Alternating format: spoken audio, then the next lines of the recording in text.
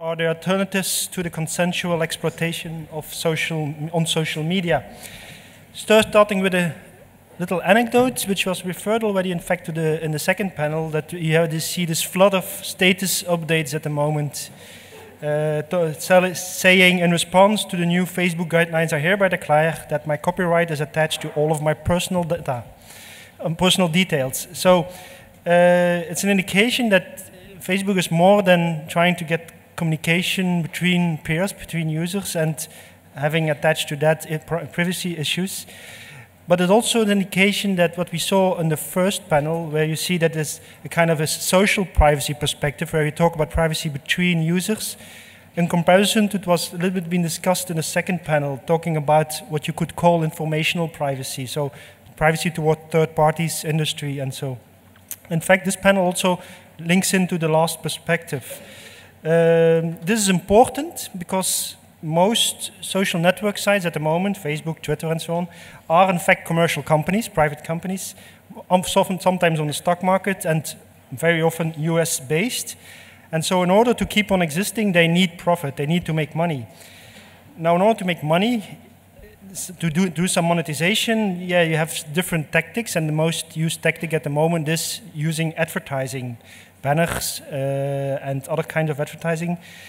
They are for the moment not, they are also pay social networks, you could say. There's an example being given here in this panel later on called app.net, where you can pay to enter the social network.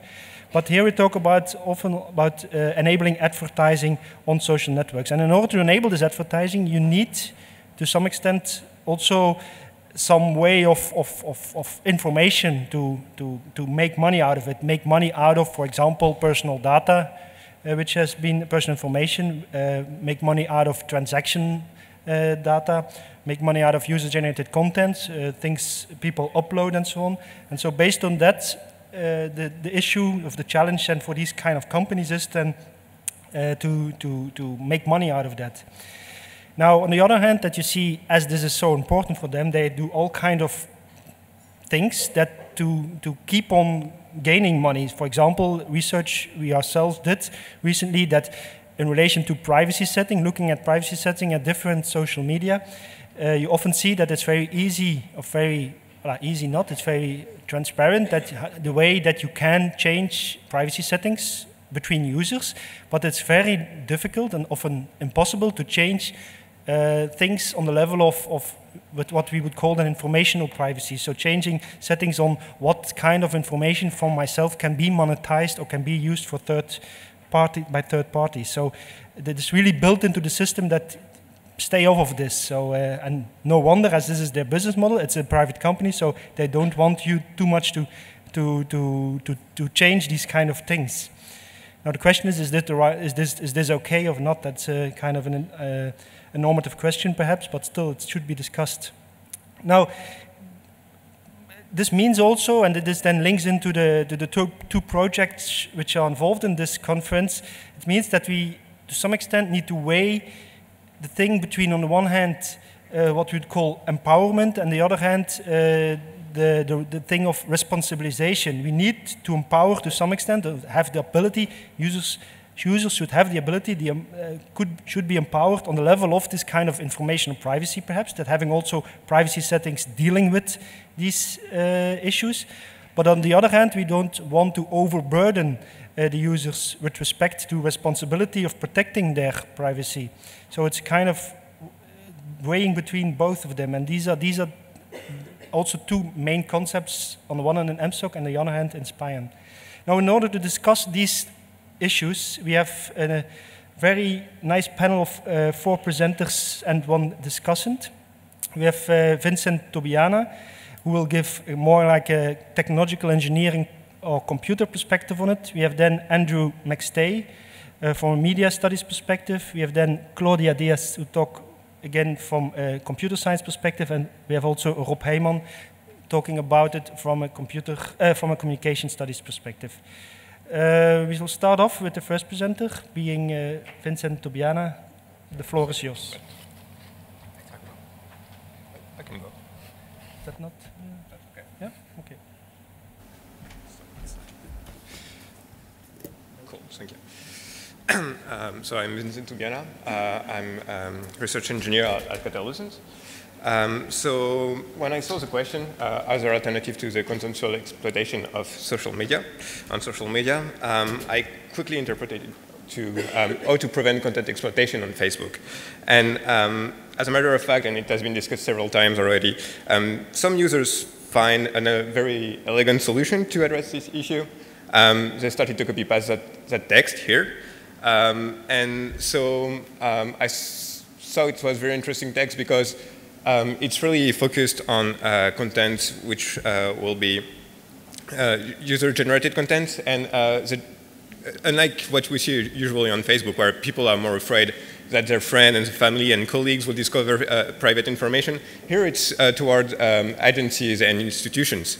And it's a text that has been shared publicly by at least 1 million users. So if you check on Google for part of this text on Facebook, you will see that 1 million users have already publicly posted this text on Facebook.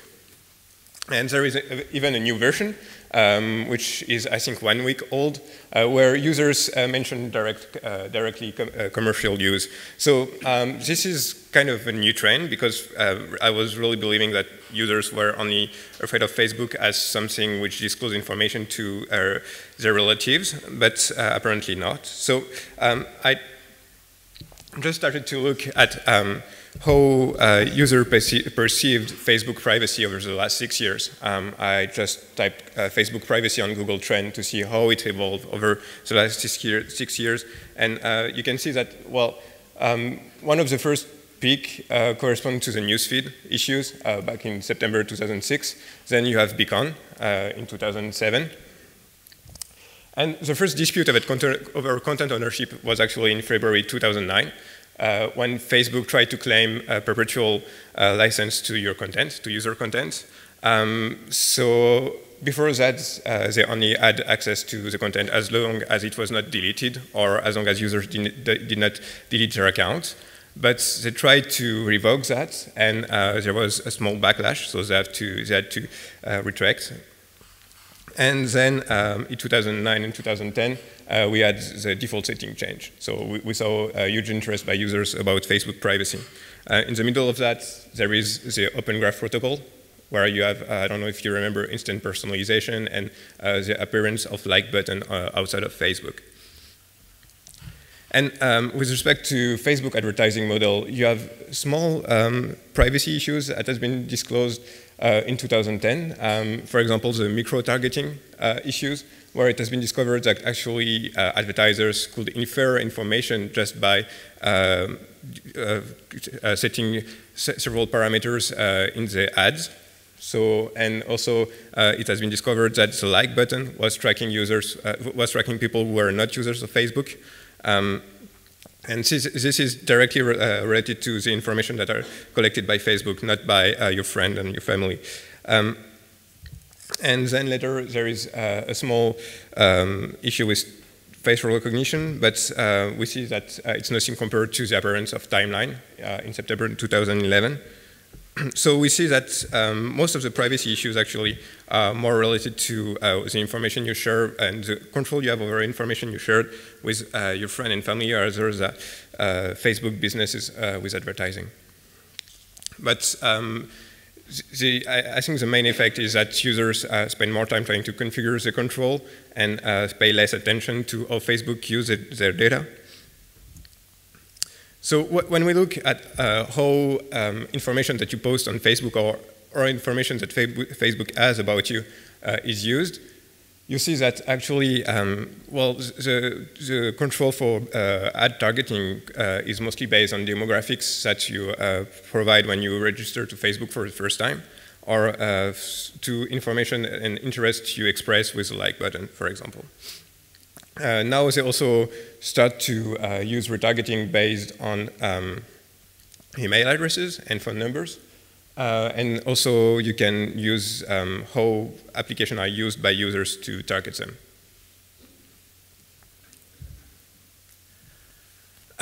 So not so much information here couldn't be, for example, couldn't be guessed, for example, by Google, because Google will also know much about which website you visit, about some of your demographics. So it's not something which is really inherent to user-generated content. It's more something which is inherent to your use of the web in general. And the only time I think Facebook use private messages for its own business is when they use private messages to inflate the number of likes. So for example, if you mention a page in your Facebook messages, it will increase the number of likes for this particular page, and even if you don't click on the like button. But Facebook is not only based on behavioral advertising. For example, this year, about 40% of Facebook revenue come from actually payments. You know, the small payments that you do in games. And with Facebook being used more and more as a identity providers, on many websites you can use Facebook just to comment articles. We can believe that Facebook could become a small PayPal for micropayments. And another very interesting product, I think, is Gift, Facebook Gift. It allows you to provide gifts to your friend. If they don't provide too accurate recommendation, for example, if they don't suggest you gifts that will disclose private information about your friend that they don't want to disclose, it will be a very useful feature. In many cases, I can imagine trying to find gifts with something like that on Facebook. And actually, advertisers can directly try to target your friends to suggest gifts for you. That could work. Another alternative business model is subscription. So Facebook said that they won't turn to that, but there are several social networks that use that. For example, app.net, that has been mentioned earlier. Basically, if you want to be part of the social network, you have to pay either $5 a month or $36 per month. And for developer, you also have to pay to develop apps for this specific network. A very, I think, quite new social network is feed.com. I don't know if anyone heard about that. It's a social network where actually you can ask your followers to pay to receive your feed. So I think with respect to this panel, it's really interesting to see that users have a could have a very simple way to monetize their content and their data on the web. I guess now it's more oriented for celebrities who content might be more valued than average users' content, but it will be interesting to see if such trend is generalized to more users.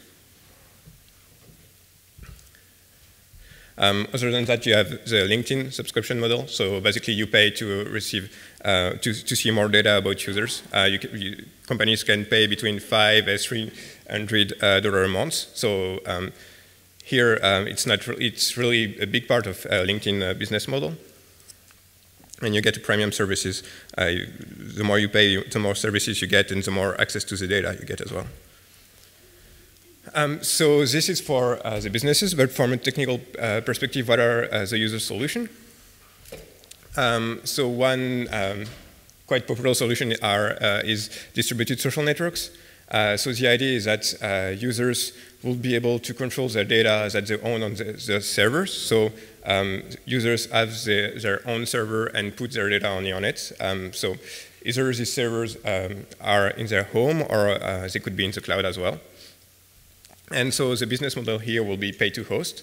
But an interesting alternative, I would say, would be for users to become their own ad network and to target ads towards their friend. So you wouldn't have to track your friend, but you know what they like, and when they come to visit your particular server, you know which type of ad you should put on your server. It will be interesting to see if users disclose more information about their friend than they like to disclose about them. So this type of solution actually addresses some vertical privacy issues, so you don't have many issues with server owners because it's you. But some lateral privacy issues remain quite critical. It's sometimes harder to control or data spread in this type of networks. Another solution is to use obfuscation to hide actually your own data in the noise. One of the challenges here is that your data are actually shared with your friends, so you have to make sure that only Facebook, for example, will receive the noise, not your friend. And finally, another solution are privacy-friendly widgets. So there are already some widgets which replace the like button. So as you know, the like button is tracking you when you go on the web. Even if you don't click on it, Facebook receives some information as soon as you visit some web page with a like button on it. And so there are some alternatives that will actually disclose which web page you visit only when you click on the like button. And Mozilla has released a similar API with Mozilla Social on Firefox, the last version of Firefox. And so another alternative is actually to go back to the first slide and to say that eventually if users, instead of just spreading noise with the privacy notice, provide useful information and ask users to share it, that could be very useful. For example, Arvind Narayanan made a small test where he asked users to disable instant personalization on Facebook, and a couple of hundred of people actually disabled that features following this post. And that could also have some effect, because if users start to modify their settings based on this type of post, it could have some effect on regulation, because sometimes they consider this type of statistics. And also it could influence the competition between social networks. Hopefully, if one social network is affected at a large scale by this type of modification, it will impact other networks. So, yeah. Thank you.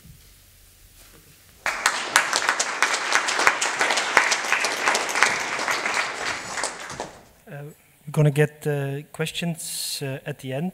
Now, I would like to give the floor to our second speaker, Andrew McStay, who is a lecturer at Bangor University, and his research focuses mainly on behavioral advertising, viral culture, tensions between creativity and innovation, data variance, virtual environments, and locative media. Andy, the floor is yours. Thank you, Yer. Apologies for the slightly pretentious title. Perhaps it's going to win the award for the most pretentious title of the conference, but it does encapsulate quite well what I want to get across today. And really what the intention of my little talk is to think more about the character of advertising and how the character of advertising has changed over the years. And quite often in these privacy circles, in these privacy settings, we tend to think of advertising as quite functional. We tend to think of it as something which delivers revenue. It's a third party. But it is a little bit more than that as well. And I guess that's kind of what the aim for this little talk is. So really I want to focus on advertising, in particular its character and how it's changing. And the key point being made here is that advertising is increasingly better seen in terms of process and what we might call becoming over being. Another way of phrasing this is to compare ontology, interested in categories and being, to what we might call ontogenesis, interested in ongoing growth, development, and process. So Immanuel Kant might seem like a rather strange place to begin a discussion about advertising. But certainly for a theoretical account of advertising, he's absolutely crucial, if not somewhat under-recognized. And this is because of what Kant describes as Copernican moment. Up until Kant, by and large, cognition conformed to objects. But Kant saw things a little differently. And he sought to assess how objects conform to cognition and the ways in which our own faculties, perceptual faculties, create the world through the imposition of a priori systems of time, space, causality. So Kant's argument then from Critique of Pure Reason is that we relate to objects through representations that we project onto them.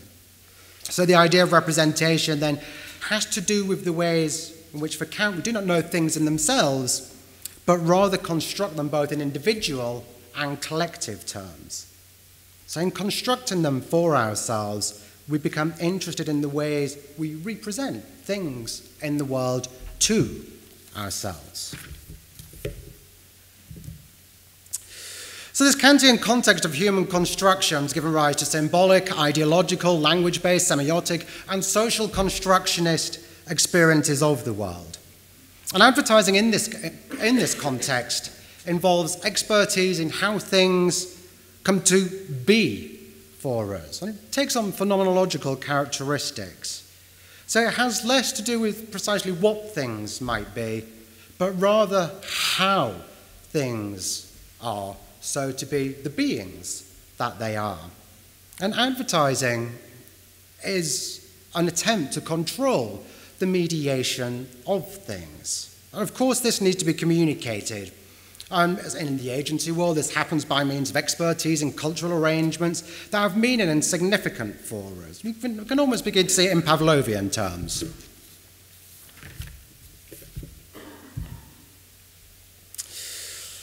Despite this conference's interest in social networks, third parties, advertising, revenues models, and alternative visions for doing social media, i.e. the remit of this panel, the majority of critique of advertising outside of this room continues to focus on reading advertisements. And in this representational and phenomenal context, the surface of an advertisement means very little. The text of the advertisement means very little. But what's much more important is the governing cultural reality that lies beneath the surface of the text and how meaning is structured.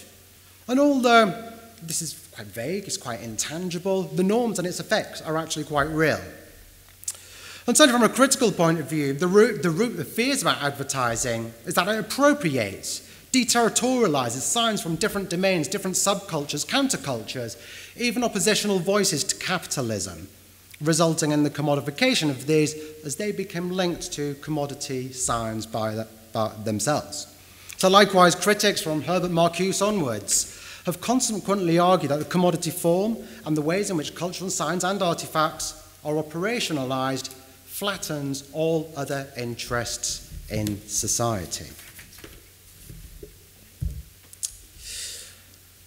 However, a quick look at advertisers' media spend highlights the importance of behavioral and third-party advertising strategies. And I think it's quite interesting, if you, I don't know how aware you are of advertising. Internet Advertising Bureau regularly produces stats year on year, shows the advertising spend from advertisers.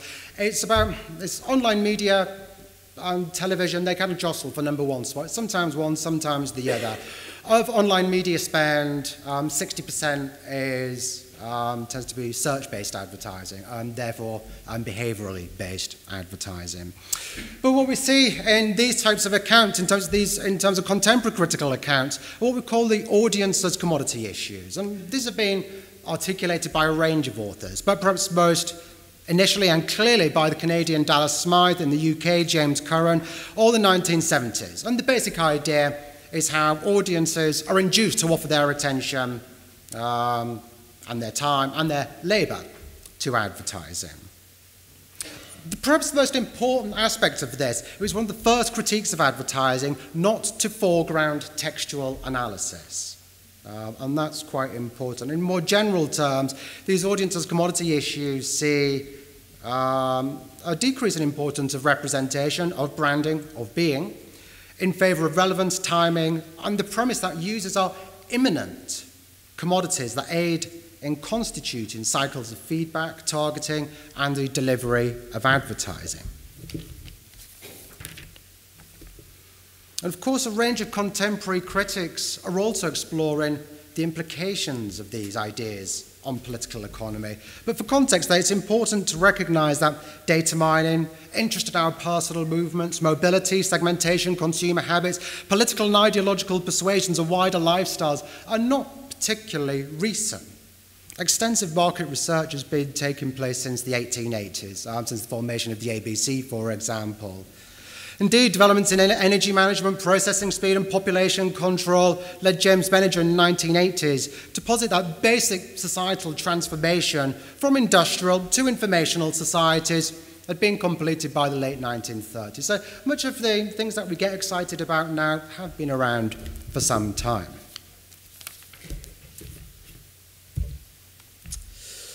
I thought this is quite an interesting slide. Claude Hopkins, he developed one of the first advertising agencies, still in existence today.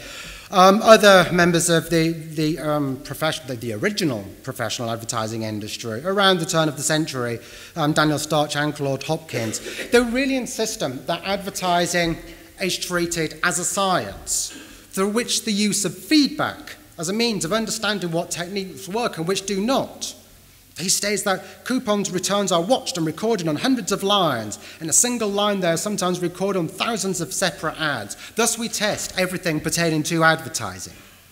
Daniel Starch, similarly, writing in 1914, again, another formative in the professional advertising industry, again, looked for the scientific foundations of advertising, looking for a complete analysis of propositions and plans for executions that may be assessed with certainty, along with any other human affair that may be subject to control and laws of cause and effect. And this is 98 years ago, this stuff. Sounds quite familiar to a lot of the stuff we're saying today. Key point behind approaches that privilege the mind of behavior, communication, sociality, mobility, over creativity in agencies are again more imminent practices of what we can call co-production, where people are involved at an autopoietic level. The idea stems from second-wave cybernetics, but we'll leave that one for now. Don't have time to go into this one in full. But in general, it stems from an interest in biology and cybernetics and the ways in which systems might be said to self-create themselves. So it's best thought of in terms of feedback, circularity, movement, and self-sustainability. But importantly, in terms of a co-productive account, it also involves the user, the viewer, or the observer within the process. So that is, the observer deeply affects the observed system. And it's here where we begin to depart from audiences' commodity perspectives. Whereas for Dallas Smythe and the original audience as commodity theorists, they see audience as a statistical abstraction. But I think, perhaps we're something a little bit more than that. So in terms of autopoiesis and behavioral advertising, this can be said to occur through analysis of users' web history, presentation of advertising, users' interaction with web pages and advertising, feedback delivered across the networks, processing through behavioral advertising systems, and therefore the distribution of more relevant advertising. It's possibly a little obvious and mundane, and we might be tempted to jazz this up, scale this up to social networks, regulators, innovation from technologists, wider economic activity that results in advertisers spending more on behavioral advertising, industry lobbyists and privacy campaigns, and so forth. In terms of the system, we can scale further and further, but the account starts to fall apart a little there because we start to lose boundary, I guess.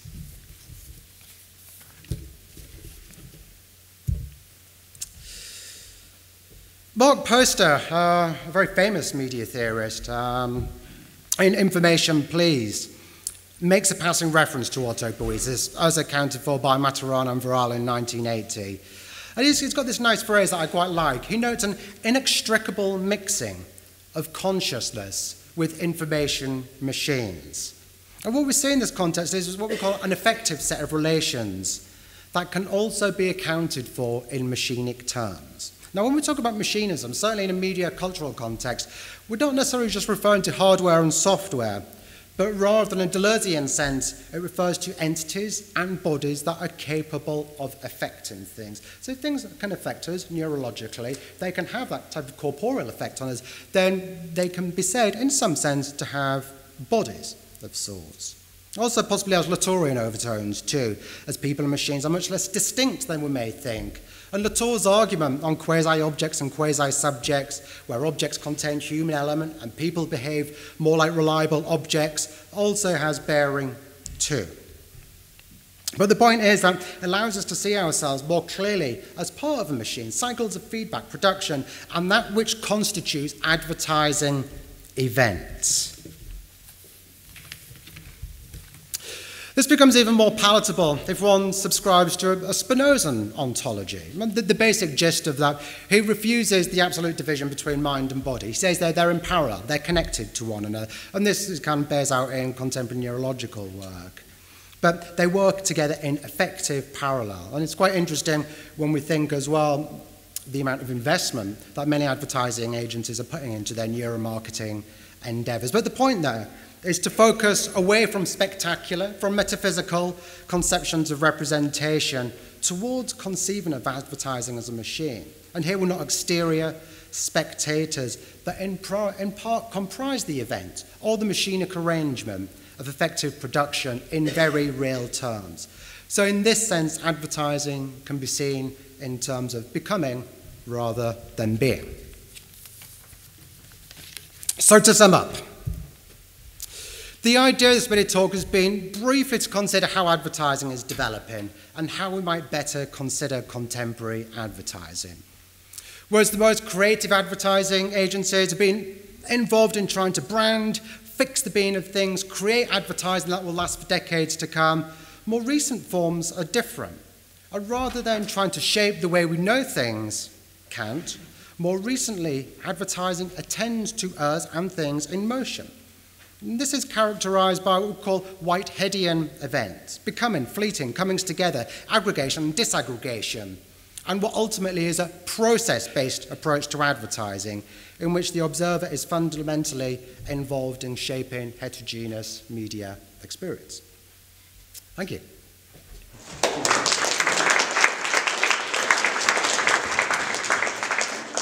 Thank you. And so then we move over to our third speaker, Rob Heijman, researcher at User Empowerment Unit of the Research Center Smith at the Vrije Universiteit Brussel. He has a master's degree in philosophy and communication studies, and he's now working on a PhD within the EMSUC project. I also designed the title of this panel, and that was more than 6 months ago. And when I looked back at it while designing the slides of this session, I thought, what was I thinking then? And so I'm now going to try to get an ad hoc explanation of what this actually means. It says two things: to look for alternatives. For what? For the consensual exploitation on social media. Exploitation is a word I borrowed from the Marxist theory, which I was heavily influenced by after visiting Uppsala and the Critical Social Media Conference, in which they were talking about users being exploited meaning they were creating value, but they were not getting the value back. Mark Zuckerberg was getting the value, and his investors. And nobody could tell me why these users were still so much exploited. Why didn't they turn towards another network where they wouldn't be exploited, where they could get the things they were entitled to? And there was no answer for this. So I thought, are they then consensually being exploited? Is this some kind of sadomasochistic thing they want to do? Do they like to give Mark Zuckerberg money? The answer is yes. Oh, no. I have a technical difficulty. I was going to show a slide, which is not in here, about, but I can tell the story anyways. It's a very nice Facebook group you can all join. I think it's a page. It's called Embarrassing Clubbing Photos.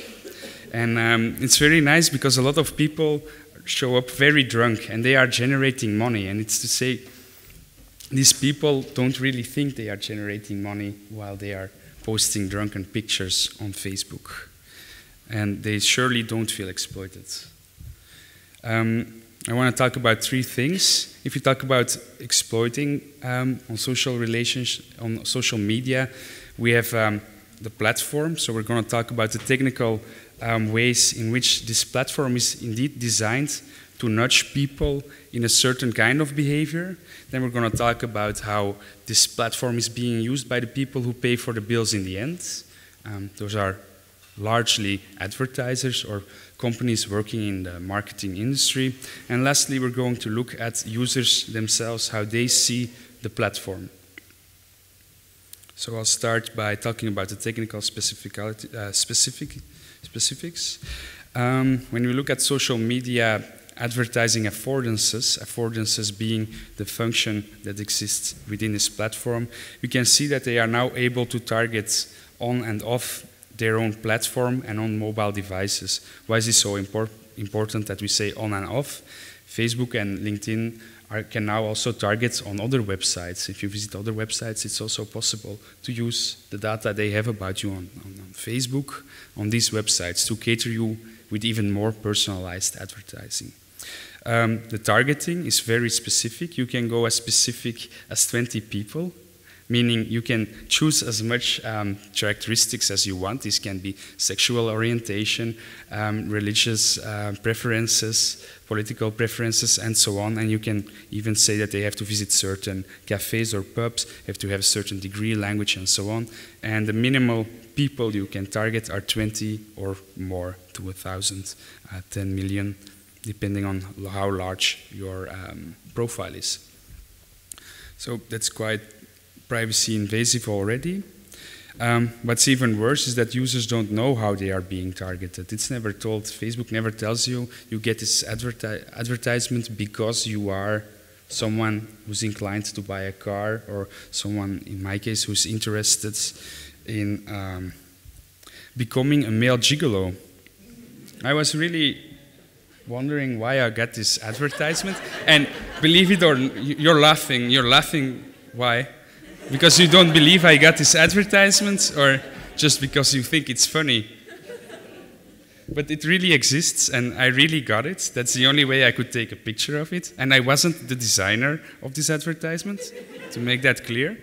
But what is really important, well, for me this is funny, but you can imagine other advertisements, and we have a right to know what data was used to deliver this advertisement. We really have this right, but it's obfuscated. You can only click on the advertisement and say it's inappropriate, or I don't like it, and I never want to receive something of the same advertiser. But that's it. It's some kind of quality control for Facebook. And I think we should know how this works. Well, we can all check out how it works. You can all start making your own advertising on Facebook. Vincent already showed this a little bit. And there you see again all the criteria you can choose. So is it really working? Yes and no. In the case of the gigolo, it was working, but we sometimes also receive advertising which isn't really personal. It's not really about us. Why is this? To answer this question, we need to interview experts who work in the advertising sector, and we interviewed experts that worked in the Belgian advertising sector. Targeting is very general. Why in Belgium? Because we have a very small population, and then again it's divided in two language populations. Flemish people don't like to see French advertising, and it's also the other way around, or they just don't understand it. So we have only a population of 2 million people. Why is this? Why is this not good for advertisers? Because your population becomes too small. It makes more sense to just show the advertisement to everyone than it would make sense to make a profile. It would cost you more to make the profile and do data matching with a data warehouse than to just all throw it on Facebook. Another thing, advertisers are still a little bit reluctant to adopt social media advertising. Why? Because they are pretty aware that there are some privacy issues that users feel, and they don't want these issues to reflect on their brand. Then data gathering is also minimal. Now I'm talking about as if advertisers wish to gather your data on Facebook, for example, through an application or through Facebook Connect. As little as possible is gathered. Why as little as possible? Because you want to have as much consumers in the end as possible. You want to sell a product, you don't want to gather personal information. So the more information you ask from people, the larger chances are that they are going to say no, because you're just asking too much information for that kind of product. This is even stronger because advertisers don't know what the privacy trade-off is, how much information are we willing to give to receive a certain product. I'm willing to give my address because otherwise I don't think the post packet will end up at my address. But there are other things that are less clear, and users start to think, why should I give this? Then lastly, the social media platform is not trusted. Facebook can stop your page, they can stop your advertising campaign, and sometimes it's not clear why they stop your campaign. And why is this bad? Because you put a lot of money in it, and if they just finish it before it's completed, you lose a lot of money. Then we're going to look at users, but I haven't really done any user studies yet, only preliminary. I've been looking at the interface that users get when they log into social media. And when we look at interfaces, we need to think of a few things. We need to think of affordances, and affordances are the function a user perceives when looking at an interface. This is from Don Norman, the design of everyday things. You can also apply this to the design of everyday things. For example, a very high chair has the affordance for a large person that it's meant to sit on. But if you're a very small person, this chair doesn't have the affordance to sit on because you're too small to climb up on it. Is this clear? Okay. You have perceived affordances as well. Perceived affordances are things like people who walk through glass windows, glass doors. I don't know. People who walk through glass doors have the perceived affordance that there is no glass, while the real affordance is that there was glass and it hurts. Is this clear, this difference? So if we talk about interfaces online, like the like button, for example, on third-party websites, for example, if you read a news article, and you don't click like, we have the perceived affordance that we are not sending any information back to Facebook. We have the perceived affordance that we only send back information to Facebook when we press the button like. While the real affordance, again, is that we are sharing information all the time on every web page that shows a like button. So when we look at interfaces, we can also look at another way. We can see how interfaces push users in a certain direction and not another direction. How is this done? By constraints. A constraint is either cultural or logical. Let's take a cultural constraint. We have learned in school to read from top to bottom and from left to right. So if we need to scan an interface like these two over here, we start at the top and we end at the bottom from left to right. And now we look at where the most important information is shown, the information to check whether you give informed consent or not. It's shown below the sign up button, and it is even shown in a less readable font, if you look at it, behind the button that says sign in. And it even says, by clicking this button, as if they know that you're not going to read the rest of the information, you indicate. You don't say you read it, you just indicate that you have read it. So here we see that there's a certain constraint that pushes users away from reading privacy policies. Not that this is really necessary, because privacy policies, although they are getting better, are still very boring and people tend to neglect to read them. This is another indication. People have sold their soul in the first line of terms of service thing for the purchase of a game. People were willingly selling their soul. It's a really nice article because it also mentions that if you already sold your soul, that's not a problem. You can claim it back from the other people. And they even put in an incentive. If you really read it, you could get a voucher of 25 euros or something because you didn't want to sell your soul. And this vendor actually wanted people to think more critically about social media. Well, we are still looking at a model. We're talking with Mark Zuckerberg, but we haven't really found anything yet. We also have physical constraints. If you look at settings, some settings are not there. The green diamond settings are settings by which you can change the information that flows to third parties, so advertisers and app developers. The yellow ones are settings you can change to control what information flows to other users of Facebook and the internet. So you can see that there are indeed little green options on Facebook and a lot of yellow options. This is actually for Twitter, but it's comparable with Facebook. I did a comparative study and I was a little bit fast when I made these slides. Another constraint here is not giving a certain option. There used to be, if you installed a game on Facebook, an application, it said install this app or don't install this app. And this is again a design choice. Now they only present you with play game. They don't say you still have a choice. You can still choose not to install it. And this is again a way they push users in a certain direction. And again, you can see that the terms of service are near the bottom of the screen and not at the start.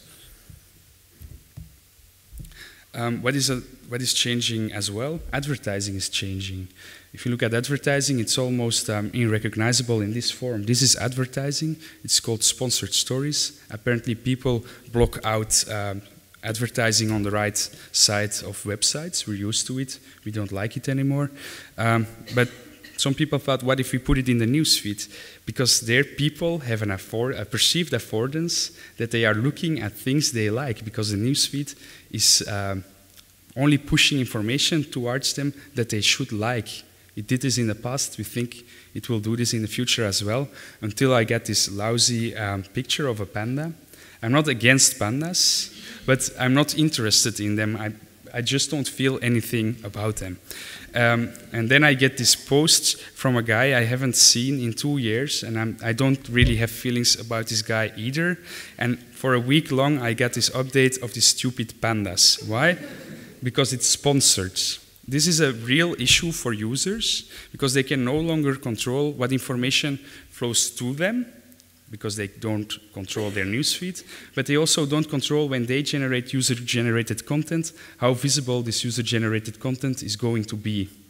And some advertisers told me that this is really problematical, because your brand advocates, people who love your brand, are actually being mailed that they are annoying because they publish too much sponsored stories without knowing it. So to conclude all this, if you look at privacy here, we can see that this is not an Orwellian Big Brother nightmare, as this depicted in this nice comic, but that we are more living in this Huxleyan world in which Facebook encourages us to indulge in the fun things and to keep us away from the more critical parts by placing the more important things at the bottom. And I can then conclude again, users are thus intentionally left in the dark. And what can we change? We can try to at least ask the design to change and put this information a little bit more on top, and maybe a little bit more people are going to click on these things. It's not that hard, it's quite straightforward. The problem is less a question of anonymity. Yes, to conclude with this, I haven't really touched upon this, but the advertising on Facebook itself is always anonymous. So if people talk about advertisers buying personal data from Facebook, this is one of the crappiest business models you could ever do, because then you can buy data from Facebook once and you don't have to use Facebook as a platform anymore. It's the other way around. You only get access to users' attention, but Facebook is never going to give you a package of users with a certain profile and then an address. Okay, thank you.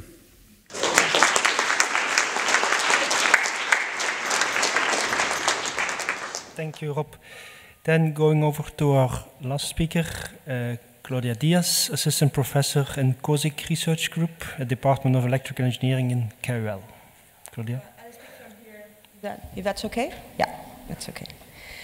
Okay, so I have a few notes with a few points I would like to mention. The first one is a distinction between two threats that I have the impression that sometimes get confused or get meshed up, and that, in my opinion, should be distinguished also because the strategies that we have to deal with them are different from a technical point of view. So, why do we have a privacy problem with targeted advertising? I would split the problem into two parts. So it can be that the advertising, by being targeted itself, it's intrusive. So I think it was a very nice example that Rob gave with this gigolo advert that maybe one can find offensive or inappropriate or creepy or whatever. So that is the part, sort of the output of the system that can cause an annoyance or, yeah, something that we don't like.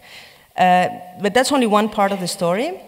There is the other part of the story that is that to create these targeted advertisements, the technique that the companies, in this case, either advertising companies or media companies, social media companies such as Facebook, what they do is that they collect masses of information and analyze. So basically, it relies on the collection and analysis of big data. So the thing is, when we think about ads that are creepy or disturbing and so on, it seems that one of the tricks that advertisers are using in order to reduce the creep factor of their ads is to introduce, for example, if they know somebody is pregnant, they would introduce together with baby and pregnancy advertisements, they will introduce other random things that are unrelated so that people don't get creeped out, right?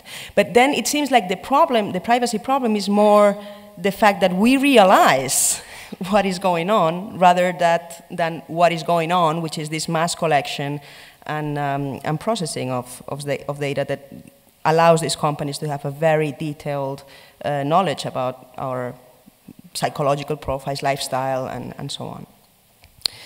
So if we make a distinction between these two problems, the technical solutions that we can use to mitigate these problems are actually distinct as well. So if we are concerned about the intrusion that targeted advertisement is imposing on us, then the type of technologies that are out there are things like advertisement blockers, for example, that they intercept the advertisements so that you don't have to see them, right? But of course, these ad blockers don't do anything in reducing your exposure to surveillance or to mass collection of data. On the other hand, we can use technologies that protect us from this big data collection and processing, basically from surveillance, from the surveillance side of the privacy problem. And there, I mean, we have several strategies, but one main strategy is to basically conceal information. So how do you conceal information? You can conceal textual or explicit information by encrypting it. You can encrypt your posts, you can encrypt your pictures, for example. If you want to conceal interactions, which might be in some cases more valuable than the actual content, that is a little bit more difficult, but we have technologies that could, to some extent, cope with, mitigate, to some extent, that threat. Now, so that's one strategy, concealment. The other strategy that was briefly mentioned by Vincent is obfuscation, which is introducing noise, so decreasing the quality of the information that is out there. Obfuscation has been proposed for a number for protecting privacy in a number of applications, like such as search, for example, web search. For social networks, there are also some proposals that rely on introducing noise on your profile so that the profiling mechanism sort of fail or build wrong profiles. Now, I think there are some problems with obfuscation approaches. First of all, they do not prevent the collection of information. If you're adding noise to the true information that is out there, that means you are not basically preventing the real information to be known. And second, even if the information is noisy, and it's very difficult to generate noise that is indistinguishable from real content. So this is a real technical challenge. But even, let's assume you would be able to do that, then that doesn't mean you would stop being profiled or you would stop being targeted. You would just be profiled and targeted based on information that is noisy, and the consequences of that targeting or that profiling might be better, but might be also worse than if you were not injecting this noise. So yeah, part of the problem is that a lot of the technologies that have been developed that rely on obfuscation, they usually do not have like a target profile that they want to reach, also because you don't know which profiling algorithms are being used at the other side, so you cannot adjust the image that you project, that you say, okay, I want to appear as the best possible customer so I get the best possible deal from this business. But usually what they do is that they sort of randomize, so it's very unpredictable even for yourself, like what sort of profile you're going to be projecting in the end.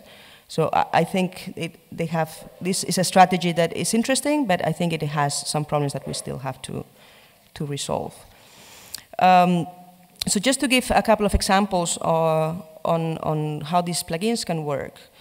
In our group has been developed a plugin that will be shown tomorrow in the tete-a-tete sessions, but there are many others that have been developed by other research groups that basically allow you to encrypt the information that you upload in Facebook. So of course you need to have like some key sharing with your friends, and what you basically can do is that your posts before being uploaded to the network, they are encrypted, and only your friends who have the proper keys to decrypt it can get the content, while Facebook is not able to get the content. Now, what are the problems with this? So one of the problems is that Facebook might actually ban this technology. It is perfectly visible for Facebook that you're using encryption. So there are other plugins that instead use obfuscation to not give away the fact that you're actually concealing your content. So instead of posting encrypted content, they post random content picked from the internet, from Wikipedia, for example. And then you can use a function of that content to get an index to where the actual content is, which will be still encrypted. Now, the problem with that is, again, what I was mentioning before with obfuscation, that if they are mining that content, if they are making profiles and decisions based on that content, how do you know that you're going to be better off than if you posted your content just unencrypted, plainly, right? Okay, so that was one point. So another point that I was asked to talk about is about the limitations of pets to address these privacy problems in social media in terms of usability, adoption, platform constraints, and so on. So it must be said that most of the plugins and technologies that we have to deal with this problem are mostly academic prototypes, or in some cases open source projects that a group of volunteers is developing. So generally, these are projects that are developed with quite limited resources. And just to get an idea of what it takes to really have software that works with a sort of quality and of a commercial product, we only have to look at Tor, which is, I would say, the most successful privacy technology that is actually deployed. And they basically have a team of 20 people working full-time to keep it working and to maintain it. So I think part of the lack of usability is that the resources with which these plugins this software is developed are quite limited compared to the resources that Facebook or other big players might have. That, of course, affects negatively adoption. The other problem is that maybe you put a lot of work into developing this software to be used in a platform like Facebook, and then Facebook says in the terms of service, no, this is not allowed. I'm sorry, you're banned, or I'm going to delete your content, or your account will be closed. So in that sense, I think unless there is legal protection for that says, okay, if people want to protect their information in your platform, you're not allowed to forbid them from doing this, or to punish them in some way for doing this, then I don't think Facebook, because this is somehow undermining their business model, I don't think they will accept it. So now the question is, will legislation somehow say, this is overstepping. You cannot go as far as say, I need to be able to read your messages, which would be a bit like the post office saying, no, if you want me your letter to arrive, to the destination, I have to be able to read it, and if you don't allow me to read it, then I will not deliver it. We wouldn't accept it, but it seems that with social media, we sort of accept it as without much thought. And then the problem for privacy-preserving solutions, I think, is also who has the incentives to make the investment and so on. Another problem is the network effect. So when you have, I mean, this is well known that the value of being in a social network is that your friends are there too. So that means that there is quite a high cost of switching. So, of course, if we develop, like, for example, distributed social networks or alternative social networks, they will have a very, very hard time competing with established players. But I'm not sure we can blame that on privacy, because if we wanted to have a startup social network that didn't have any privacy protection, I think we also would have a hard time competing against established players. So I am not sure that privacy is really the killer here, and it's just that the market functions in a way that is difficult for new entrants. And then another distinction I wanted to make is between implicit and explicit information. So, for example, what Rob mentioned in the presentation about advertisers trying to minimize the data they collect because otherwise people would not provide the data, then in this case I have the impression that it's clearly data that is voluntarily given, explicitly given. But I have the impression that with advertising, most of the data is not explicitly given, but is rather implicit data that is generated by the mere fact of using the system. So you're clicking on a page, you're clicking on the post of your friend, on a link, or by looking at who are the people you are talking to more often, who your friends are, and so on. So behavioral data that you never really explicitly meant to share with your friends or Facebook or anyone. And of course, it's very difficult to understand. I mean, even for us who work on this, it's very difficult to understand like how this data is being exploited. the people who make these algorithms, they don't publish them, and it's not open knowledge, so we don't really have a chance to see like what is going on. So even for users, it's of course even more difficult to understand what information they are providing, how it can be analyzed, what is the value of it, and what inferences can be made on it, and what sort of decisions are eventually made on the basis of that data. Coming to the end. Yes, and another limitation of pets, I think, concerns the different types of privacy threats, in the sense that while pets can really help, I think, securing the infrastructure, in the sense that you have, for example, information concealment by default and so on, I do think that for what we call social privacy or lateral privacy, which is more within your social context, I think that technology can have at most a supportive role, but in the end, social practices will have to be the main way to figure out how to interact in, like, what are the appropriate ways of interacting so that everybody feels comfortable. Yes, I think that's it. That's it, yeah. Thank you. Thank you.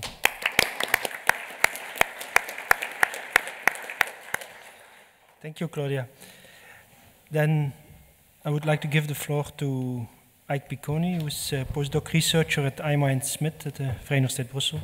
And his research mainly deals with user activity in a digital and social media environment, and one of his expertise being producer activity. Ike? Thank you. And as a discussant, I would like to maybe highlight a few things I've heard and try to spin a red thread around it, and at least what I have understood of what could be issues here, and work towards maybe a question then that we could pose to our panel, and in order to start the discussion. So it was nice to hear that indeed in Andrew's talk, there was the notion of us needing to devise new ways of understanding advertisement.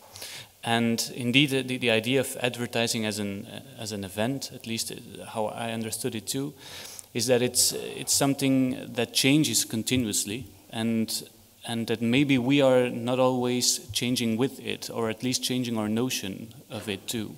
So it might indeed be important to see, to look at advertising in new ways. And another point there was that it's also culturally embedded, in that sense that the advertisement as such is maybe could change, but we have strong culturally embedded ideas about advertisement, and advertisement is often seen as something bad, and we have a very negative attitude towards it, maybe by nature, at least especially people who are also critically looking at advertisement. And so to a certain degree it's also nice to see that for example, when Rob is highlighting elements of advertisers not per definition willing to use all these data to target us because they know they could be bad for their brand or for their image. That to a certain degree we should not maybe immediately always be very negative about it, without not being worried about what advertisers could do. And also, like Facebook, when they use our data, it's anonymized. So to a certain extent, there are mechanisms already, even within those people or those institutes that are using these data, that to a certain extent may be protected too. So in looking at media, in looking at new ways about looking at advertisement, we need this balance between a critical approach and also an approach that looks at maybe a positive way too. And I think while looking at new ways of approaching advertisement, it's maybe important too to see what we already know about advertisement and what we can learn in order to really grasp what the problem is now. Because, for example, as Andrew mentioned, elements like commodification, segmentation of audiences, those are things that have been practices that have been here for quite a while, and so this is maybe but a new form, a new expression of these elements. So where is then the problem? Is it because this is on a larger scale? Does it point towards more privacy concerns, etc.? So it's interesting to also look at what we already know. And for me, for example, I would suggest that this market of social networks could be compared to the news market, in that sense that news has been known for a long time already as a two-sided market.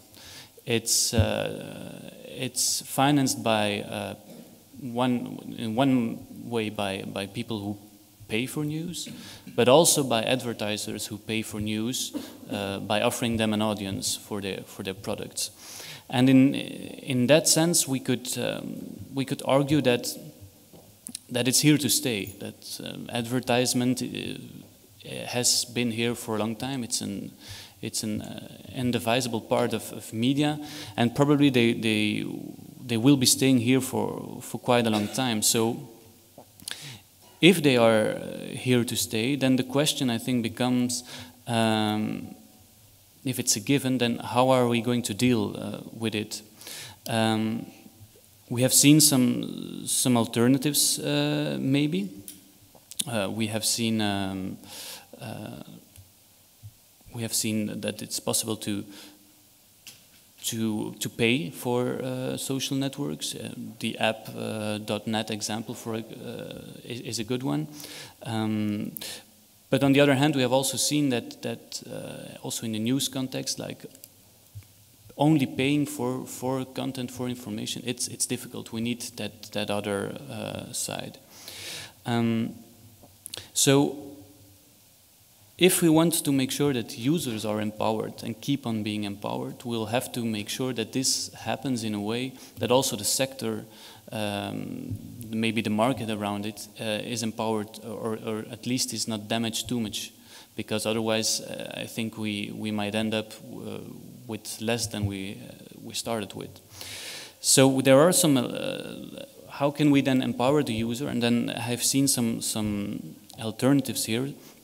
They have problems. The pets, they have problems as such, but on the other hand also, if you have privacy-enhancing technologies, to what extent are they adoptable? To what extent are users willing to go through the hassle in order to protect their privacy?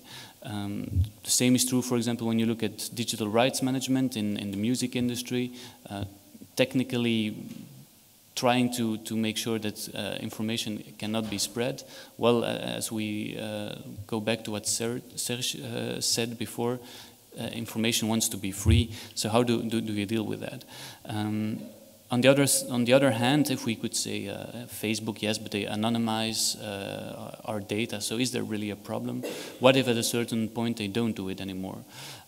What if at a certain point, maybe these data are transferred to governments and become in the wrong hands? And you could even imagine the new James Bond going about a villain that has all the data ever published on Facebook, for example, and he's going to use it to mass murder a certain kind of religion, for example, and he's going to target them. So, summing up then, and going back to the title of the session, we have what kind of alternatives are there to consensual exploitation? I would like to pose the question to the panel of, we have seen some alternatives, now you have mentioned some, but what are the alternatives that we need? What are the ones, or what are the characteristics of them? What are now, of all those elements, alternatives that you mentioned, what are the ones that we need in order to maintain that balance between somewhere the market and what is developing here, and on the other hand, the user who must be empowered. Thank you. And one of you? I can start if you want to. I think we especially need alternative perspectives to look at this, but to look at this differently, we need to change some things first. Advertising, or the so-called exploitation, or the way we are now being used to generate money in Facebook and social media as a whole, is an ephemeral or implicit part of what we are actually doing on social media. We are liking stuff, sharing information, but we never are actively generating money or looking at advertisements. And I think this is why this is still not such a big issue. It's only an ephemeral, small part of a bigger action, in which the bigger action is more important than the fact that you might be sharing information as well, because the trade-off as user is easily made. It's fun to share. I don't want to think about the rest. And I think we need to change this and make more explicit what is really happening. And only if we do this and kind of show how these algorithms work and how these practices work, we can really inform debate about what is acceptable and what is not. So for me, first a change in transparency and perspectives. Yeah, I want to say, what you say that sometimes we think that advertising is bad and evil and so on, right? To me, advertising is not really the main problem, at least from my perspective. The problem is the mass surveillance that is put in place to be able to have this advertisement system working. That is the problem. And in a way, I mean, again, this is very academic work, so there's no deployments in the wild, but there is proof of concept that we can actually have targeted advertising without revealing information in a way that, I mean, basically, the basic concept is that your information is in your computer, in your device, and you fetch, basically, the advertisements in a way that you don't reveal too much to others, and you still get the targeted advertisements that you might prefer to the non-targeted ones, but you are not enabling all this mass surveillance for this advertisement to be actually targeted to you. And what do you think then is the reason that these elements are not adopted on the large scale? Well, because why would they go for this when they can just grab all the data? It's for free. I mean, it's out there, it's for free, you just get consent, which is, you get it by default, and why would you do anything different?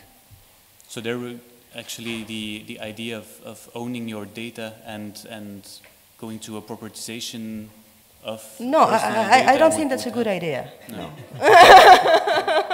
It would be on your computer there. No, I don't think that's a good idea. I think the good idea is that you only reveal information that you want to reveal to the people you want to reveal it to. And it is true that if you are willingly revealing something to somebody, you will not have control over what that person does with the information. But this is the same if I tell you something secret about my life. I have no control. I mean, it doesn't matter whether it is in Facebook or in person. The difference is that if I do it in Facebook, then it's not only you who knows about it. It's, you know, you have other organizations basically listening to the conversation, which is to me the main difference. And then I want to complain a bit about the fact that because data is anonymized, then it's protected, and then we don't have a problem anymore. I think that's quite a misconception. I mean, I don't want to elaborate too much, but there has been quite some work and recently showing that first of all, anonymized data is very easy to re-identify. And second, I think Serge already mentioned in the previous panel that the fact that data is anonymous or that profiles are built based on anonymous data, or that I don't know who you are, but I know certain characteristics about you only, doesn't mean that I cannot do some damage. Mm-hmm. And I also want to say something that, oh yeah, people want to share, but I mean, people want to share with their friends. People don't want to share with, you know, some organization where people they never met are working. So to me, what we need to do is to make the infrastructure secure. Mm-hmm. And how? How? Well, I mean, you can make the infrastructure, you can, if there was an interest, it's not so difficult to have the platform work in a way that, you know, information is not in the clear, and information is only revealed to those to whom you want to give access to it, right? works very well with patterns. You can also talk about SSL being turned on Facebook and the fact that, like, I mean, even Facebook has an interest in securing their infrastructure, especially when the profiles are being stolen, right, because they're insecure. So it seems that if there is an interest, they will secure the infrastructure, but if there isn't, then there's no move. And that's what we're seeing again and again. Securing the infrastructure, you have to do some effort and you have to spend some money. So if you're not obliged or if you don't have a stake, I mean, it's not them who's taking the cost, it's somebody else. So. Personally, I think that social networks keep collecting data, and users, even when users actually declare data. So, for example, when you like something, it goes public. It's okay for me to be targeted on that. But the information that I share with my social network and only with my friend, or that are only visible to me, they should not be able to use that to monetize the social network. And I think they could somehow find a trade-off to get just enough data, and then at some point say, okay, now we have enough data, we can target you without tracking you anymore. And that'd be like some interesting solution, because it will provide some incentive for users to say, okay, these are true data, and then please stop tracking me. I think, for example, Twitter is respecting do not track, so they will really stop collecting data when you have do not track turned on. And yeah, there are some solutions. Most ad networks now can provide you a way to say what is your interest, and even when you declare explicitly your interests, they will keep tracking you after that, and there is no real reason for that. Yeah, I guess from my point of view, the question about alternatives to consensual exploitation, I'm not entirely sure the question makes sense, or the terms of the question make sense. And again, it comes back to this issue of consent, which we've been over this ground already today. But for me, if consent is properly gained, I have no problems with advertising and social media, none whatsoever. But that's the question, isn't it? Is consent properly gained? And, you know, as we know, particularly those of us who have an interest in health and medical literature as well, proper consent means informed consent, informed up front, not while things are happening, but consent is gained up front. And these things aren't happening. So I guess if we take a slightly extreme point, we could just scrub consensual from the question. And the question is then alternatives to exploitation, if we take a slightly more extreme point of view. Yeah. Okay, thanks for your interesting answers. Then I would like to give the floor now to the audience and have some questions there. Please. Could you state your name and... Maria, intern at Privacy International. I'd first like to comment on what you said about consent. Well, I'm not sure people actually know necessarily what they're giving the consent to, because if they think that they control their data online, and this kind of control is illusionary, then what kind of consent are they actually giving? In the sense that, how can it be actual consent when you think you control your data but you don't? Then it's not a fair trade-off. It's basically trading off your data, thinking you're controlling it, thinking that you have a specific agreement when actually you don't, because you don't control the data. But I just wanted to ask a more general question. This whole consent issue, people choosing to share their data, I think that it might familiarize them with the idea of surveillance, with the idea of being monitored in general, in the sense that people share their data, they know that this data is owned by Facebook, for example, they know that this can be used by third parties, monitored, etc. It's not that people are oblivious of this, they know it. So people are, not only through social networking sites, but also through that, are kind of been familiarized with the idea of surveillance, because it's kind of become normalized, if we can say that. So my general question is, with this familiarization of surveillance within society, this normalization of surveillance, would it make people, future generations, more likely to support or maybe even vote for less democratic political regimes? In the sense that if we think that surveillance is something normal, if it's normal for democratic political parties to control our data and thus control our lives, because our data reflects our lives, then what guarantees us that future generations won't vote for non-democratic regimes? Thinking that they're democratic because, hey, in democracies, it's normal for Third, anonymous parties to control data, control our lives. Big question. You've been asking some tough questions today. In terms of your original point about consent, I totally agree. Consent has to be informed and all the rest of it. So the argument goes then that because we're coerced into consenting to our own surveillance, therefore we might vote in non-democratic regimes. Is that the general gist? So in that order, I don't want to say that, there's not a causal link necessarily between that. I don't want to say that because there is surveillance, we're going to vote for a non-democratic regime. I'm just asking whether the familiarization of the embodiment of surveillance within society and the familiarization with it will potentially make future generations more likely to support, whether that's voting or whatever, less democratic regimes. And less democratic in the sense that they apply more extensive surveillance measures in their political practices. I don't know if we can make a causal link between social media and non-democratic regimes, but it's interesting, you know, in the UK, you mentioned kind of surveillance cameras. UK is quite clearly a country with the most surveillance cameras per head in the world. And we're quite used to that. And what's quite interesting is some people actually quite like this idea. They feel more comfortable with this idea. So it's difficult, isn't it? It depends what the terms of the question are. You can take a pragmatic, in the proper sense of pragmatism, in terms of John Dewey, Richard Rorty, and going back to John Stuart Mill as well in utilitarianism, where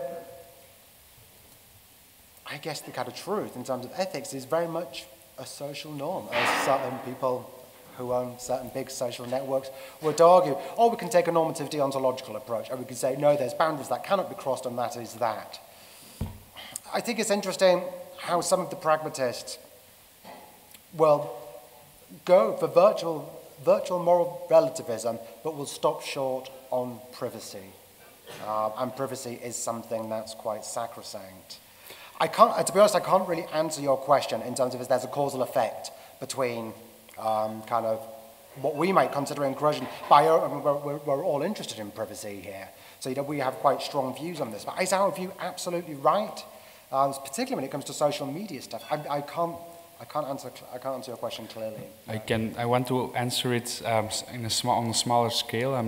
I don't want to tie up totalitarian states and preference with surveillance, but we can say that the more we see surveillance, the more we get used to it, the more we might accept it, and if norms are moving in a certain direction, it might become more acceptable, and in that way we might actually like personalized advertising after a while, and this is still something we need to research more.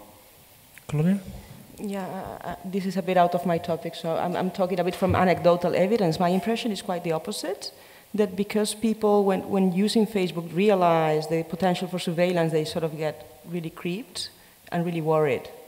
So it might function in the opposite way by making it more visible what is possible to learn about others by looking into social media and sort of put yourself in the side of the adversary, as we call it, and readjust. I don't know.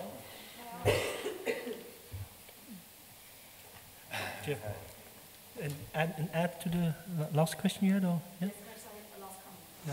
I think that the main reason why people react to surveillance when it's very obvious on Facebook, like for example, like all the examples that Vincent mentioned with the newsfeed and everything else, is because that's when they realize that they don't have control of their data. But that doesn't mean that all the rest of the time they did. It's more about people's perception of control. If people think they are in control, then they don't mind surveillance. If they realize that, hey, they're not, then that's when they freak out. But if you have a smart political regime which will constantly provide people with a sense of control to what they want, then maybe they'll be able to trade off more limits than what we think. Thank you. Yeah, it's hard to tell. I don't know. Question, Serge? Serge, good. Just a short comment. I think that there is an essential tension between, on the one hand, privacy or opacity, which is a form of protection, and transparency, which is also a form of protection. So in a very interesting book, David Brin, The Transparent Society, says that the best way to control and to enforce democracy is to organize surveillance in such a way that the surveilled surveil the surveillance, and so on and so on, so that you have a camera in the room where the cop is looking at the cameras, and so on and so on and so on. And so there is in our democracy, how would I say, there are streams that goes in both directions, and there are a lot of arguments in order to how would I say, to limit privacy in order to augment transparency, which are as democratic as to enforce privacy. And then the question becomes a pragmatic question: what would work best? Yeah, Claudia? Yeah, I think you have to qualify a bit like what privacy of whom and transparency of whom. So my impression of the current situation is that people are transparent towards organizations, and organizations are very private about what they do with the information, right? So it's not always privacy or transparency of the same stakeholder, and maybe we could be in the opposite world in which people are very private and companies who perform advertising or any other activities are very transparent, and we really understand like how they are using information, and you know, so yeah. Yes, question there, and in the end, first here. Yes, I'm very much, I like that you mentioned David Brin.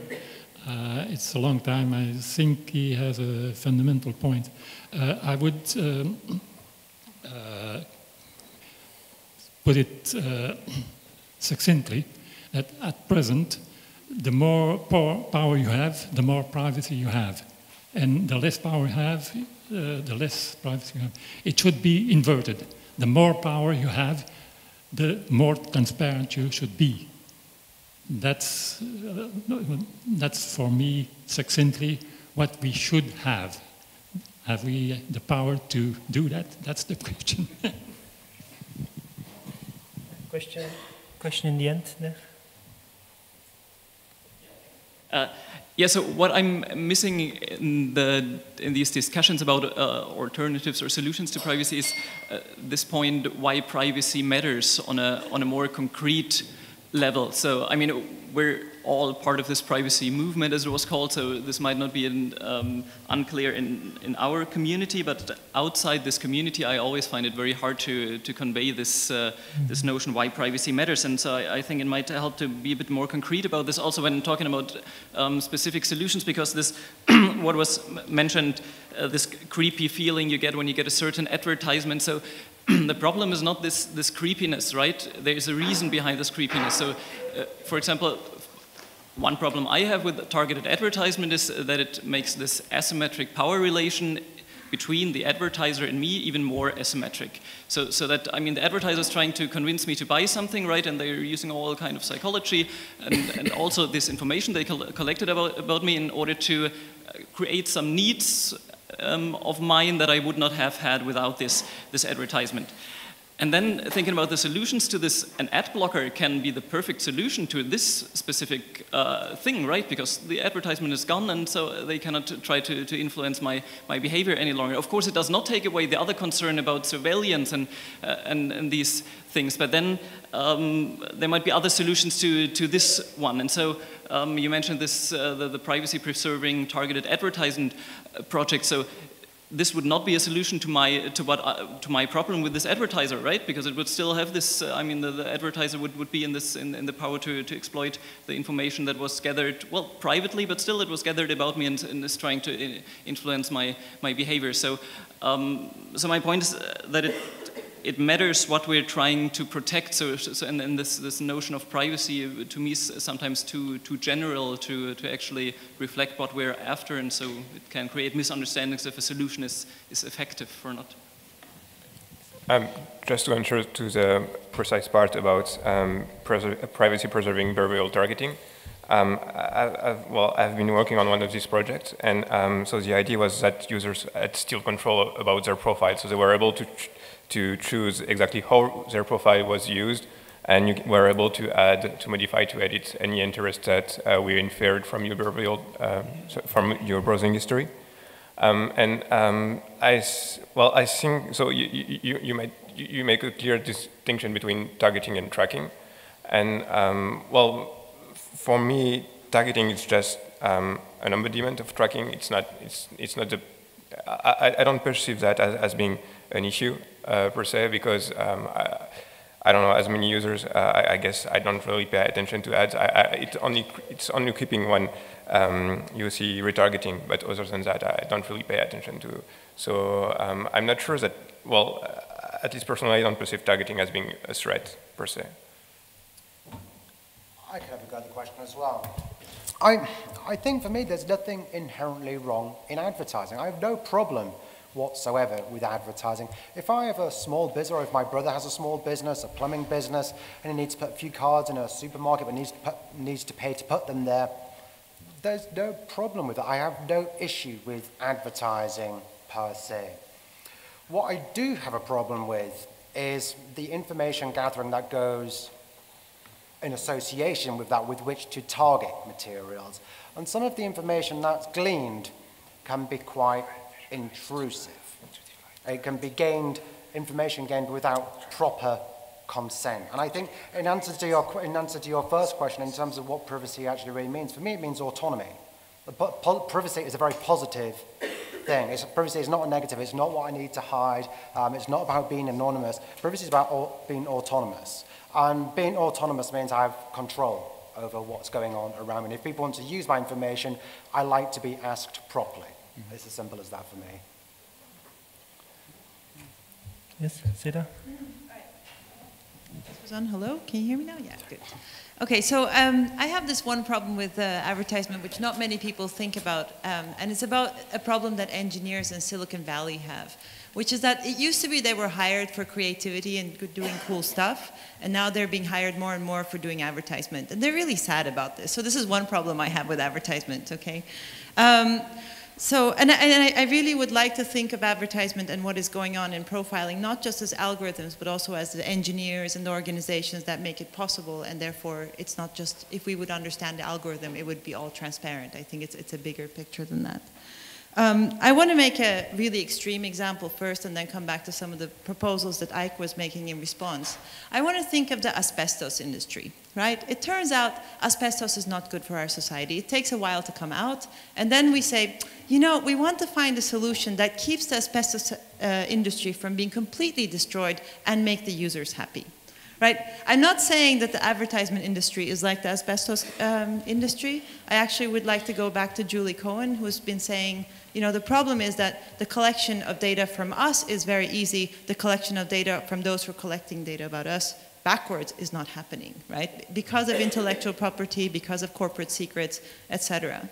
So now, if we say we want to find a solution that makes the advertisement industry not cry, and at the same time the users are happy, I'm worried that we're going down the line that a lot of surveillance proposals are going these days. So if we look at a couple of the EU projects that are out there right now, which is about law enforcement surveillance, what they would like to have is privacy by design. So it seems that these projects are trying to do something political. They're saying, you know, if there's going to be surveillance, let's think about like ethical concerns and maybe proportionality and limit these surveillance projects. That's the original idea. The result is, let's say there's privacy by design and make the end users happy while continuing to be very intrusive about our practices. So I'm really worried about a proposal that makes advertisement more privacy friendly, so less creepy to the end user, but continues to be intrusive. And I'm just wondering how we can do that. I don't know if that kind of, I made a lot of analogies. I really hope that you can follow. I'd be very curious to hear how we can, you know, not make advertisement just easier to digest by making it privacy friendly on a kind of interface level while it continues to be intrusive. Thank you. Any responses? Yes, well, it's not an either-or question, I think. I think we can still, well, it almost seemed that way, and I know you don't mean it that way, but it's not an either-or question. We can still have advertising, and I think maybe we can look at it the other way around as well. Social media is free at the moment, and advertisers are paying this. it's also a good thing, and we cannot just throw everything away like that. Maybe we should look at what is acceptable and what is not acceptable, and for now we are still unsure what is acceptable or not, because it's unclear what advertisers or Facebook is doing. And that's, I think, the biggest issue of this debate as well.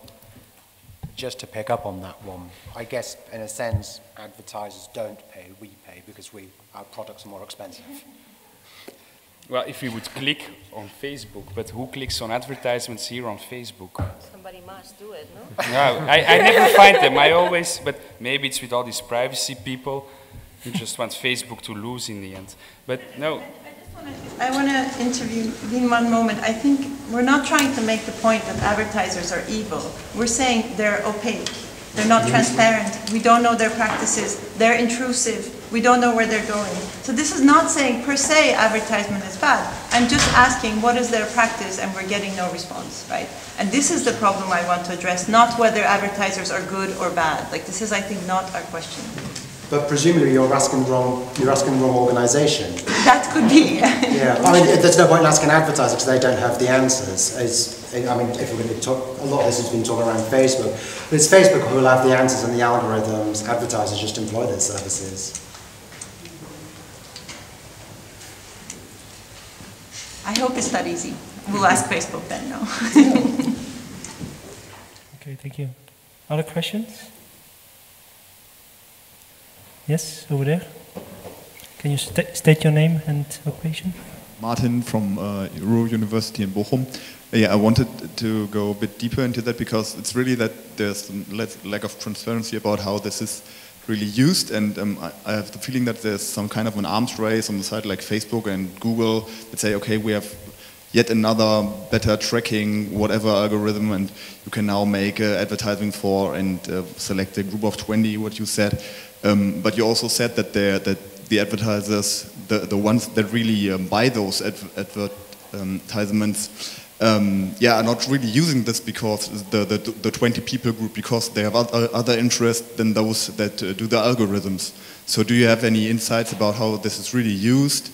What advertisers really want from these algorithms, or is it just because I get the feeling that there are these guys from the Silicon Valley that develop great algorithms that target and track everything, but it's not really what the advertising industry wants. So. Well, you have at least two types of tracking that are needed right now. One tracking for behavioral advertising, in which you track a user throughout websites, and then you can deduce what his interests might be, deduced from the websites he visited. But the most prevalent tracking every advertiser on the net does now is based to billing operations. They just need to know how many people saw the advertisement and how many people clicked on the advertisement, because this is how they deduce what they have to charge to the people who buy the advertising space or the advertising campaign. So I hope this is a practical answer.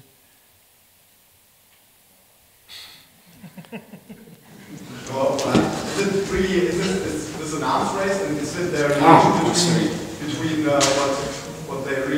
what the advertising industry wants and what is developed in this tracking? Is this really necessary that we have this detailed 20-person groups segmentations? I think in some case, the thing is, for very specific type of profiles, they need a lot of data. For example, if you're just looking for a car, they might be interested in which car you're really interested in. And so I think in many cases, majority of cases, they could use coarse granular data, and that'd be okay. For a very specific case, they need more data. And so I'm not sure they always use all the data they have, probably not. I wanted to respond as well. It's just common sense, but if you have perfect, now I understand the question. If you have perfect targeted advertising, you are targeting people who were going to buy the product anyways. So you get that the arms race has a natural stop somewhere. It's stupid to throw money at people who are going to buy something already. That's not the perfect one then, eh? Is it? No. The perfect one is the one. The perfect one is the one that maximizes how many people compared to how many people would buy without the advertising being shown, right? Okay. Yeah. Yeah. That's also true. And you get them to buy stuff again. Is that a question? Yeah. I'm Ralph de Wolf. I'm also involved in the SPION project. I especially focus on social privacy, so not that much on advertising and such.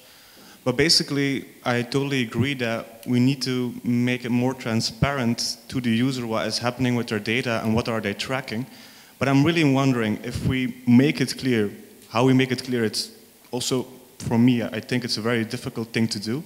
But do we really think that an individual is that rational to cope with this, and can he really decide for his own that this information can be used? Moreover, it's also a very individualistic thought about this, because he's not only putting information out there, other people are also putting information of him or her out there as well. So basically you can create different privacy enhancing technologies. It's not going to be enough, or yeah, what we know by my own research is that people are really focused on social privacy problems like invisible audiences, teachers being on their Facebook account and such. But it really requires a really rational thought to think about, these are using my data for these reasons, especially youngsters. Can we educate them into this capitalistic system of what is happening with their data, or even surveillance? I'm wondering. So, as I said before, I do believe that for social privacy problems, I am very confident people will figure out how to make some of the friction go away by developing better practices or whatever. For surveillance concerns, I am not sure end users should be, are the ones that should bear the burden in a way. In my opinion, the systems, the infrastructure, the technical infrastructure should be more secure. And to leave it up to users, I think, is asking too much from them. And there are other stakeholders that are actually providing these infrastructures, and they are providing them in a way that, you know, they have surveillance by design, basically, and not proper security. So. But you're still asking them to use your tools. So basically, that's a rational decision as well. I mean, basically, that's a burden for the user. No? Well, but ideally, they wouldn't need to install anything. Ideally, that's how, you know, the systems would work. So because that is not happening, then we need to look for alternatives. But to me, that's already not an ideal situation. The ideal situation would be systems are built with proper security in a way that information is not leaking to people who are not in principle concerned or are not willing, they are not the intended recipients of the information. And why would Facebook do that, having an impact on their income? Well, of course, that's exactly the problem. Yeah. And why should they do it? Who regulation, or how should that happen, then you think? Well, I mean, yeah, I mean, I guess regulation is an option. I'm not very confident that's going to go very far. Mm. So I am not sure this is going to be solved, or if this is a change that is here to stay. I don't know. I hope not. Mm-hmm. But it could also be that public opinion shifts. I mean, sometimes, my impression with privacy, and I'm not a social scientist, so everything I say is anecdotal. My impression is that yeah, people don't care, but people are also overreact very often when they are confronted with something that that sort of challenges their assumptions about how things work. So we must make the decision for them. So that's the normative. Well, I mean, I think everybody, there are many fronts in which you can act, right? So regulation could do a lot, either by putting some rules on how these systems have to be developed. That would be one way. Another way would be by providing some protection when people deploy these technologies within social media, that you cannot ban content that is protected, for example, or you cannot ban accounts of people who use encryption. That would be already quite a step. And on the other hand, I mean, from the technology development side, I think a lot more work is needed into making tools that are easier to use and more with better functionalities and so on. Okay. And generally, I mean, alternative business models, I think, are also important. I mean, there's a whole ecosystem. It's not there's one answer, I think. Okay, right. a question there. Just a final comment. In regards to advertisement and marketing, I don't think it's a question of if it's evil or not per se, but mostly I think it's the question of how do they use that data and who do they give it to, in the sense that, well, first of all, advertisements, in order to actually advertise products and everything, they do a profiling on people's data. So this profiling can include everything, political interest, social interest, etc., literally the profile of everything about a person. Probably much more than you can find in a person's ID or in their, I don't know, secret file in their house or whatever, right? The question is later on, what do they do with these profiles? Who do they sell them to? Do they sell them to other companies? Do they sell them to intelligence agencies? That's the real problem. That's the concern in regards to advertisement. So yeah, advertisement per se is not that bad, but the question is, what do they do with the data that they generate through the profiling, through data mining? Who do they sell that to? And then afterwards, who do the other third parties sell that data to? So it's like an infinite selling of data behind it backs without our knowledge or consent. So that is, I think, the major issue here. And in many cases, like usually we have warrantless access to, warrantless and unauthorized access to data. So we can see violations of privacy tripled, if not I don't know, multiplied to 1 million potentially, because it's constantly bought and sold behind our backs to God knows which parties. So I think that's the concern, the danger in advertisement. So no, I don't think that we should just dismiss it and say, okay, it's advertisement, it's normal. Yeah, it's normal, but it's not normal the way it is now. It's not normal the way it's been generated today within the context of social networking sites, within the context of online activity. So I think that more focus should be given to it in that respect in regards to who sells and how.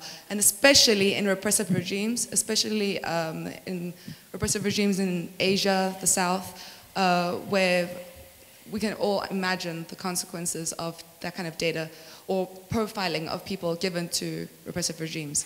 The dangers are much, much graver, and that's why we have to take it into much more serious consideration, I think.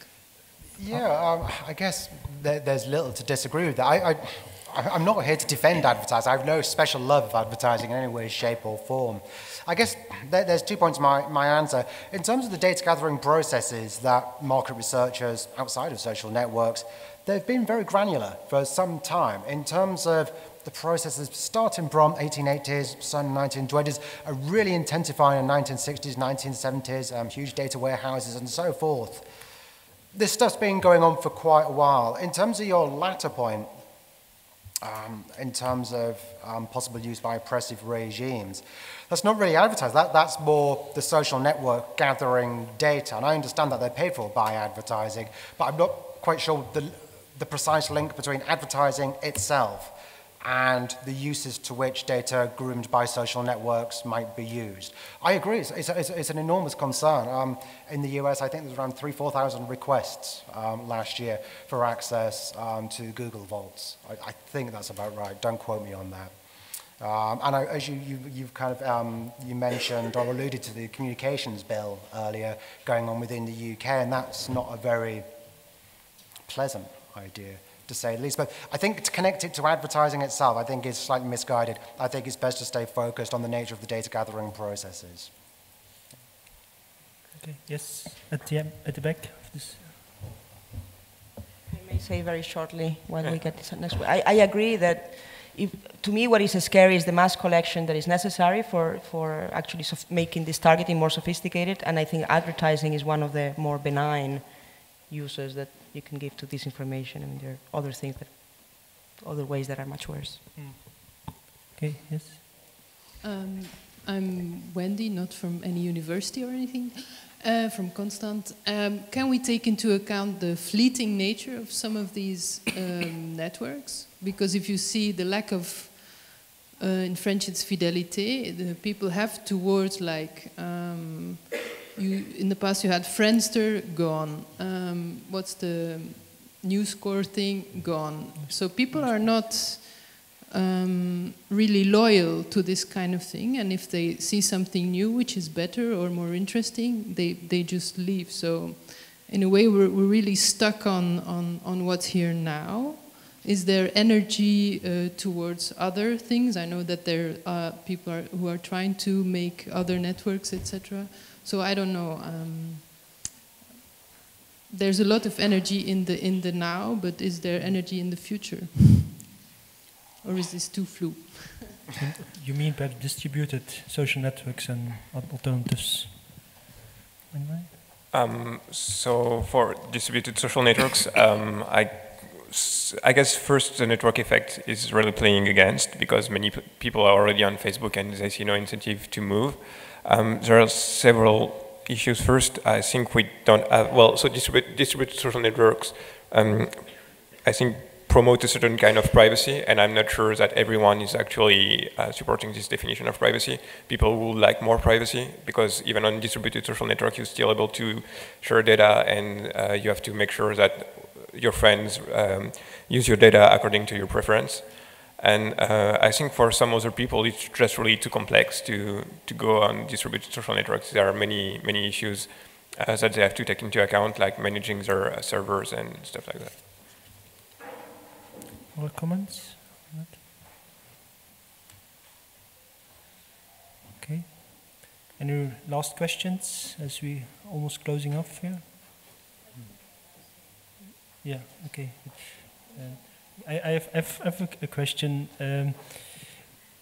Sometimes things related to advertising can go very wrong. I'm thinking of the example, for example, you gave, Andrew, in your book on Mood of Information, talking about Forum, where this is a kind of company that has been, I think, prohibited now in the UK. They did deep packet inspection and used this for commercial purposes, for selling to advertising companies. It was prohibited, and now they are operating in countries where they have looser regulations, like, for example, Turkey, where this is not. I'm not sure about the situation, so I can help out there, perhaps. But so you see, I think, from my perspective, and perhaps more comment than a question, then we need to take into account that it's not always going good. You mentioned that I don't have a problem with advertising per se. That's true, but coupled to that, it's a lot of stakes there, a lot of money going on. I'm also remembering going to the APC conference in Amsterdam, where the session on economics of privacy, and there was the vice president of the Interactive Agency Bureau, who was saying, well, this is talking about the new data protection regulation which is being discussed, that it was the worst regulation ever, as it was against everything. It was against industry. They made some. They have done some research. McKinsey has done some consultancy on that, and it appeared, perhaps not surprisingly, but anyway, that it was very destructive for the industry, the advertising industry. So, and at the same level, he said, well, people don't care about it. They look at it. It was also mentioned today. So people care about indeed social privacy, but not about other kind of privacy. So this is really wrong what's going. So I find a little bit like there's a huge battle fought now being done over this because of the high stakes of all this was happening. So I don't know if you have any comments on that, but it's yeah. I guess to pick up the second point first, my issue is I don't have an issue with the idea of advertising. The idea, if I have certain wares, certain things that I want to sell or perhaps to rent or so forth, I have no problems with that premise. In terms of how advertising is used as a technique, and it's now a very advanced technique, there are clearly problems there. There are clearly issues there. And I think the form issue, in terms of the form, the BT debate, the advertising never actually happened as such. No, but in terms of the testing that was done on BT's networks and Virgin's networks and so on, that did happen, and that shouldn't have happened either.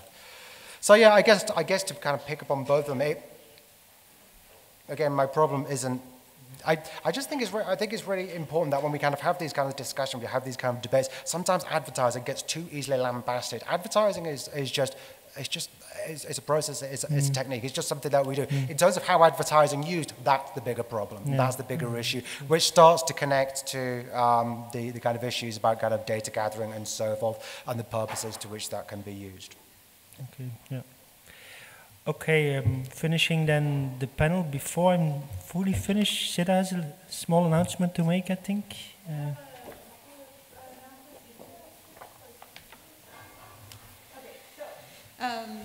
we'd like to first of all thank all of our panelists today for their wonderful contributions and a great discussion, and all of our participants for sitting through the whole day and asking a lot of questions, good questions. So thank you very much, first of all.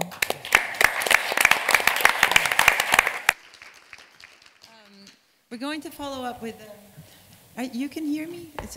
It's so good, the microphone, I can't even hear my echo. Okay, so we'd like to use this moment to advertise some more events that the Privacy Mafia, if you haven't heard of them yet, is organizing. At some point we actually had the concern that there might be more privacy events than people who are doing privacy research. However, we do see that you are here in many numbers, and maybe you would like to follow up on some of those events. I'm going to quickly make an announcement for an event that follows up very well from the discussion that just happened on the panel. Unlike Us will happen on the 22nd and 23rd of March in Amsterdam. And they will, one of the things they want to do is actually discuss, are there alternative social networks? How can they be built? Or is this not even worth pursuing anymore as a investigation or practice, and we will have people who are actually doing alternative networks, and then people who are in the theory of distributed and federated networks, and we will have people who are going to put these into question. So that's an advertisement for that event. And then before that, every year in January we host the Computers, Privacy and Data Protection Conference. This year it's going to be the 6th edition, and many of the panelists today are involved in the organization of the panels, or they speak there. The conference is going to take place here in Brussels from 23rd to 25th of January. You can check the website, it's cpdpconferences.org. The preliminary program is online and registration is open this week, so check the program and join. Since this year is marked by the review of the data protection framework, this is one of the main topics, and there are a lot of panels on that. There are also panels on health, on copyright enforcement, on cyber war, and on many other topics. There will be around 40 panels, I think. There are also public events that are very exciting. One of the events is the public debate organized by AMSOC on Facebook and privacy. We're also hosting an art exhibition that opens one day before the conference, which is also very exciting because you can see how artists transpose privacy and data protection concerns into artworks. So please check the website, and you can also follow us on all the social media possible. So thank you. Thank you. Thanks. So if you didn't believe, oh yeah, thank you. If you didn't believe me that this is a mafia, I think Irina has just made my point that the same people are organizing the panels in the next conference. So if you want to be on a panel, speak with us. No. It was targeted advertising as well, I think, because these people are interested in privacy. I believe the contextual advertising. Yeah. So I believe the preliminary program is already online. Is that correct? Okay, great. So that's it for our announcements. I don't know if there are other people who want to make announcements. Maybe you can come to me tomorrow and we can add them to the program at some point. Normally Ulrich would be here from ELSEC right now to introduce his organization. I'll do my best in reading his description. ELSEC is a not-for-profit association focused on information security in Belgium. It organizes events for professional information security-oriented activities. It's a founding member of the European Security Innovation Network, a project supported by the European Commission through the Interreg program that supports innovative developments in Northwestern European region in security. So that's ELSEC. They have sponsored our drinks. Welcome. Thank you. And we all so we now all invite you for the reception sponsored by ELSEC.